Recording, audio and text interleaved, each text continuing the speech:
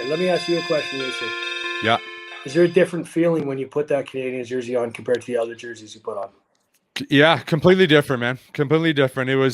I never felt it till I got there. And then when I left and I played in Chicago and Philly, it was never the same for me. Right?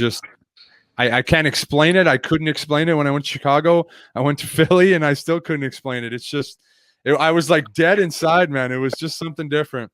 And that's, people always ask, I said, I don't know. I remember the first game I played was in Buffalo for Montreal, and you throw that jersey on, and it was like, hey, this is bigger than just any other team. I mean, you're playing for the most storied franchise in hockey history. That feeling of being a part of that team. You said, I've never been able to put it into words. I can't explain that feeling, but it's different. Mm-hmm. There's just something about it.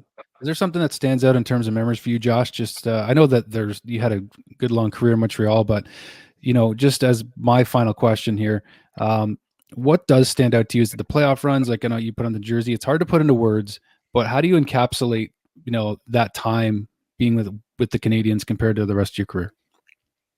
It's the greatest 8 years of my life. I mean, like I said, when you start to understand what it means to represent the Montreal Canadiens, that's something in itself special.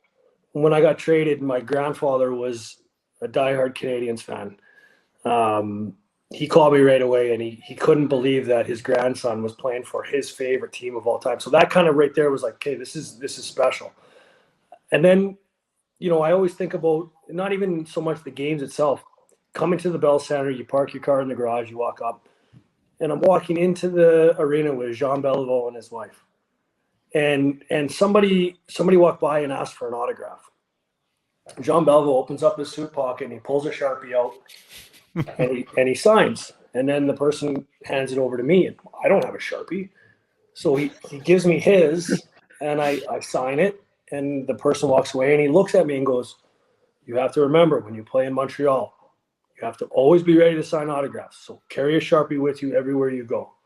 I'm thinking, this guy is like the biggest legend and idol in Montreal history, and he carries a Sharpie around everywhere he goes so that he can always sign for people. I was like, this is incredible. Like, who even thinks of that stuff? I would never even thought to do that. And the greatest of all time did it. Oh, what a story, man. That's so good. That's just that right there. Like, just where the franchise is, the history and everything. There's nothing like it.